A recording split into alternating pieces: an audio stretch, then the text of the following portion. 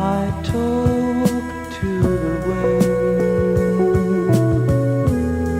My words are all carried away. I talk to the wind. Boa noite a todos, sejam bem-vindos a mais um vídeo sobre introdução ao rock progressivo para aquelas pessoas que estão começando a conhecer o progressivo, já conhecem um pouquinho ou não conhecem nada, querem ter uma ideia assim, por onde conhecer cada banda, por onde começar assim, para cada disco, qual disco primeiro ouvir. Então, eu estou fazendo alguns vídeos assim sobre a discografia de cada banda, dando a minha opinião pessoal sobre cada disco. E depois no final faço um resumo dizendo por onde que é melhor começar, o que é melhor ouvir primeiro, assim, para quem não está habituado ao progressivo, não ter assim experiências ruins. Tem gente que ouve um disco muito experimental de uma determinada banda e já acha que a banda é ruim, só que não ouviu outros discos que às vezes são muito melhores, né? Então, para não cair nisso aí, que eu estou fazendo esses vídeos aqui. Então, para a pessoa ter mais ou menos por onde começar e tal, já para ter uma ideia do que vai encontrar em cada disco. Eu aceitei a sugestão de um conhecido da internet e eu vou fazer em partes. Tá? Os vídeos estavam ficando muito compridos, 40, 50 minutos, então às vezes a pessoa não tem tempo de ver tudo, não quer ver um pedacinho para deixar outro dia ver de novo, ver o restante, não sabe onde parou, então fica mais fácil fazer em partes. Mas claro, o intuito é falar sobre toda a banda, de um modo geral. Então, para quem quer conhecer a banda mesmo, como eu estou falando, tem que ver todos os vídeos, né? Tem que ver todas as partes do vídeo. Mas daí fica mais fácil, ver uma parte, não tem tempo para ver o resto, para ver tudo de uma vez só, ver uma parte agora, outro dia ver outra, né? Então, para não ficar longo esse vídeo aqui também, eu já vou começar. Antes de mais nada, faço de novo o convite, quem não está inscrito no canal, quiser se inscrever, será muito bem-vindo, vai ajudar bastante. O vídeo de hoje, então, eu vou falar sobre o King Crimson. Primeira parte, então, eu vou falar sobre os dois primeiros discos. King Crimson, que é uma banda inglesa, mais uma banda inglesa, originalmente inglesa, teve vários membros de outros países, né? O primeiro disco do King Crimson se chama In the Court of the Crimson King, e eu acho um disco sensacional, um dos melhores da banda. O primeiro, para mim, já é um dos melhores da banda. Eu estava vendo um vídeo do Regis Tadeu. Para quem não sabe, Regis Tadeu é aquele crítico musical, que, na minha opinião, o maior crítico musical brasileiro da atualidade, né? Comparo ele ao Kid Vinil, duas enciclopédias, né? E ele falou uma coisa sobre esse disco, o primeiro disco do King Crimson. Ele disse que é o marco zero do rock progressivo. Eu acho assim um pouco difícil falar qual é o disco, é o marco zero, mas é possível que seja assim, porque, por exemplo, Pink Floyd já tinha lançado o disco antes do King Crimson, mas ainda não era bem esse progressivo, era um psicodélico. Outras bandas já tinham lançado, mas ainda também não era esse progressivo, não era um progressivo sinfônico, né? No caso, o King Crimson é uma banda bem mais experimental, então até é uma banda um pouco difícil às vezes de compreender, até por isso principalmente que eu faço esses vídeos, né? Porque tem muito experimentalismo nos discos do King Crimson. Claro, varia de disco para disco, tem muitas diferenças de um disco para o outro, né? Então, quanto ao primeiro disco, In the Court of the Crimson King, ele é um disco bastante diversificado, assim como vários discos de outras bandas progressivas, tem músicas bem diferentes dentro do próprio disco.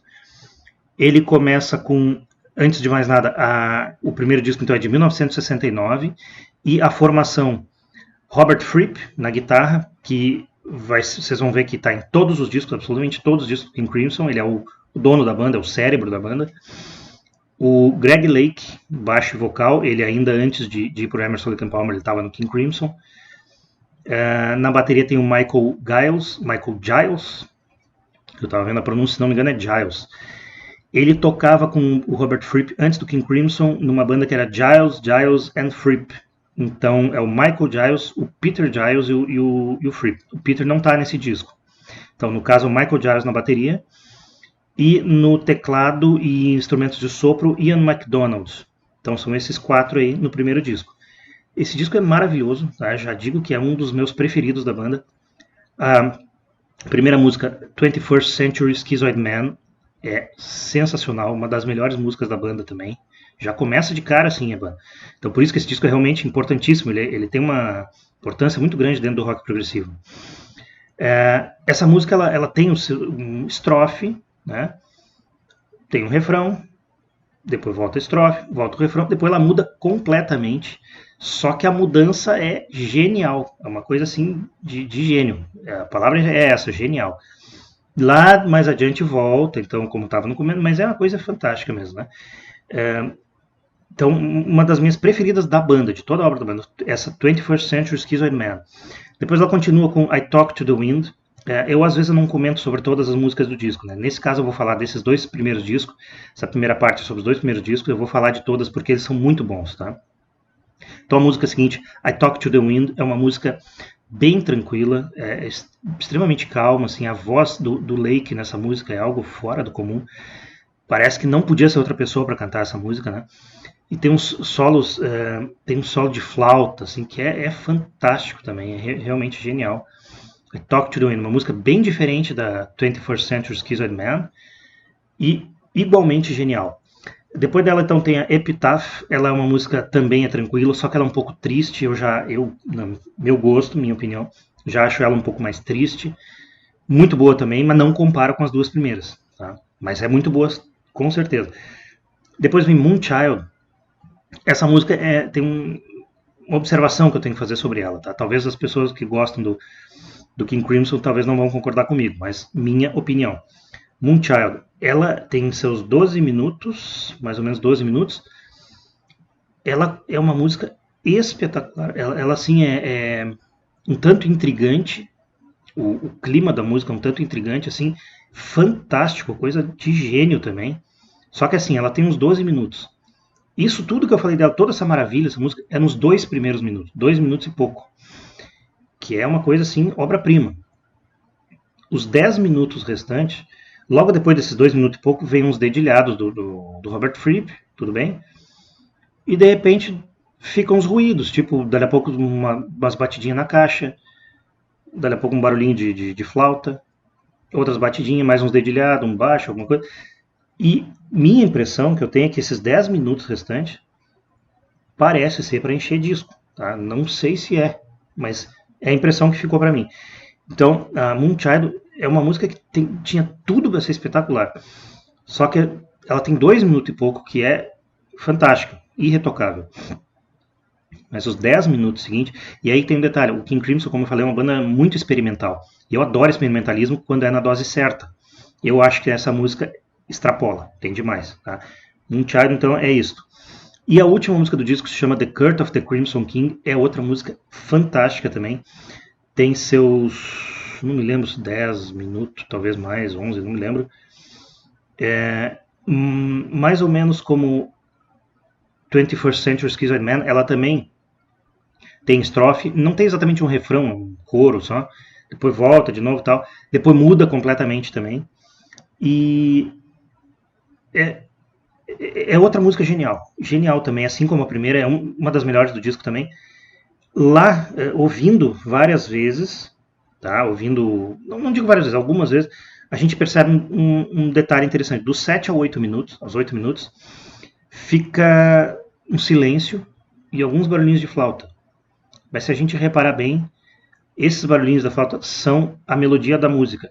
Tá? A primeira vez que eu ouvi, eu não identifiquei isso. Não sei se foi desatenção minha, mas já estou dizendo para quem for ouvir, entre 7 e 8 minutos, dá mais ou menos um minuto, entre 7 e 8 minutos, é uns ruídos de flauta, que sim, são a melodia da música. Então, parece ser aquela coisa, opa, já vão encher disso. Não é. E depois volta para a música, mas volta só um instrumental. É um tanto repetitivo até, mas é uma música genial também.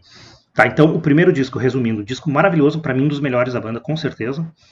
E os destaques, 21st Century Schizoid Man, I Talk to the Wind e The Curse of the Crimson King. Hard rock, barbed wire, politicians in on choir, innocence wait with knock on fire, 21st century schizoid man.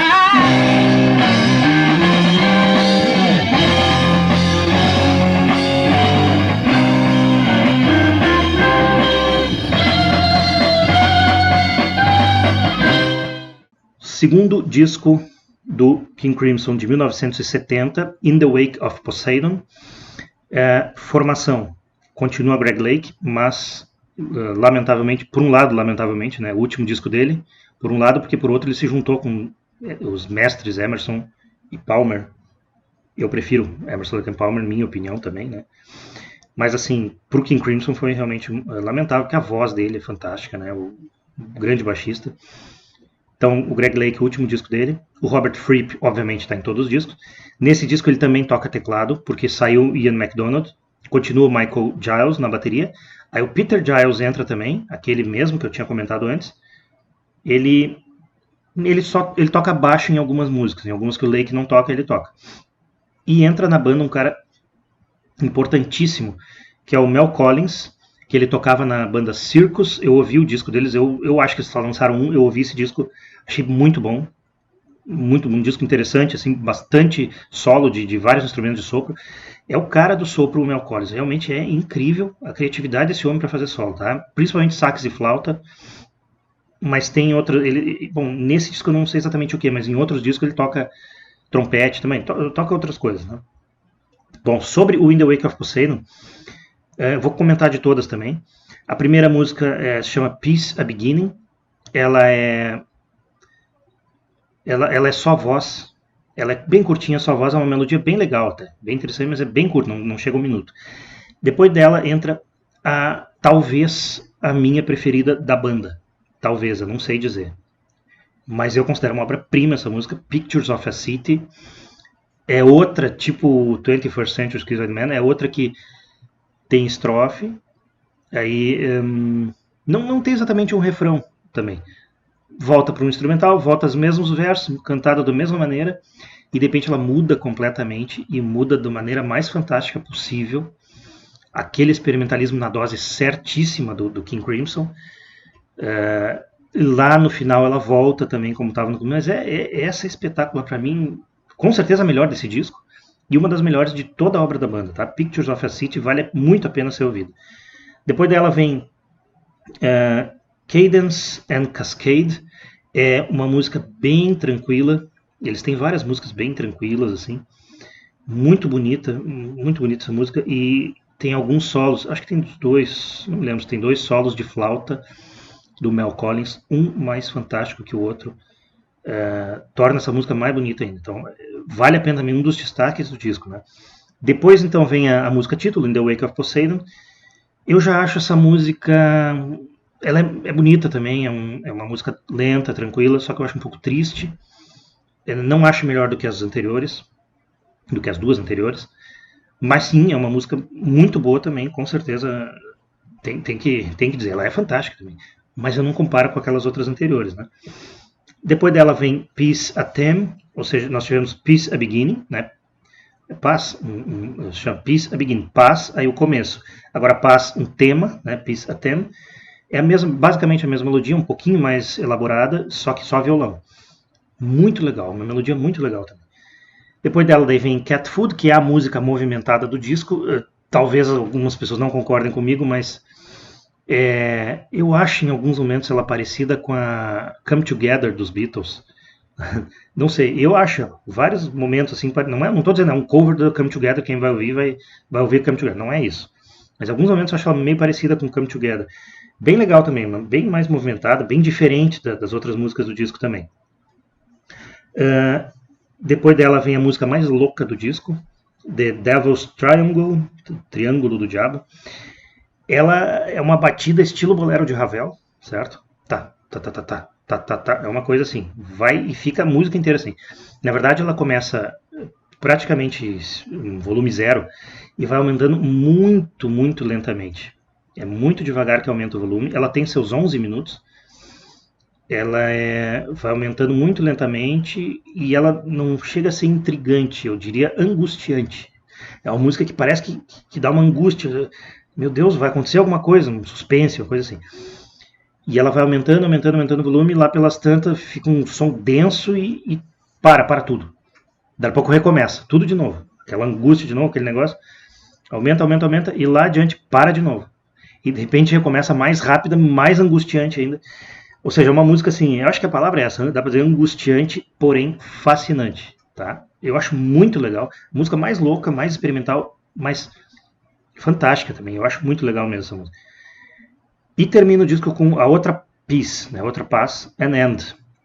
Tinha o começo, o tema e agora um final. Essa última parte, então, ela é voz e violão. É voz, lá depois entra o violão. Também a mesma melodia, principalmente um pouco mais elaborada que a primeira, igual a segunda ali. Muito legal essa melodia. Até eu acho que ela poderia ser mais explorada. Ela é curta, ela é a maior das 3 partes, né? As outras são 1 minuto e pouquinho, essa aqui tem um pouco, mas tem quase 2, eu acho. E eu acho que poderia ser mais explorada essa melodia, porque ela é muito legal, assim. Mas, assim, em um resumo, o In the Wake of Poseidon, o disco, eu acho um pouco abaixo do In the Court of the Crimson King, porque o In the Court, pra mim, é fantástico. É quase uma obra-prima, vou dizer, tá? Não posso dizer uma obra-prima porque eu não acho todas as músicas fantásticas. Assim. Todas são fantásticas, mas não são todas obras-primas, é isso que eu quero dizer. E o In the Wake eu já acho mais um pouquinho abaixo, porque tem Pictures of a City, que é uma obra-prima, mas as outras, Cadence and Cascade também eu destaco, os 2 destaques para mim são essas 2. As outras, Devil's Triangle é fantástica também, fenomenal. Mas ainda está abaixo dessas 2 que eu citei, Pictures of a City e Cadence and Cascade. Mas com certeza é um disco fantástico, sim, muito melhor do que vários outros da banda que virão depois, sabe?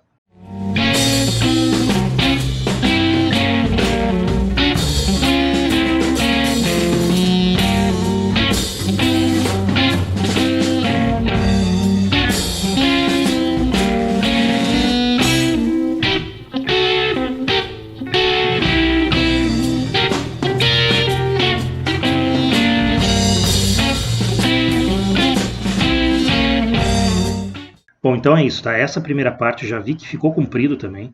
Tentei não me alongar, mas não dá, eu falei de todas as músicas do disco. Essa primeira parte então é só sobre esses 2 discos, os 2 únicos discos que tem o Greg Lake. Em seguida vem então a segunda parte, eu vou falar dos próximos 2 discos da banda, que tem formações diferentes. Infelizmente o Greg Lake saiu, foram os 2 primeiros só com ele. Os próximos 2 então, já tem vocais diferentes. Os próximos 2 discos têm vocalistas diferentes entre eles também, no terceiro e quarto disco. Certo? Então, muito obrigado, até o próximo vídeo. Valeu!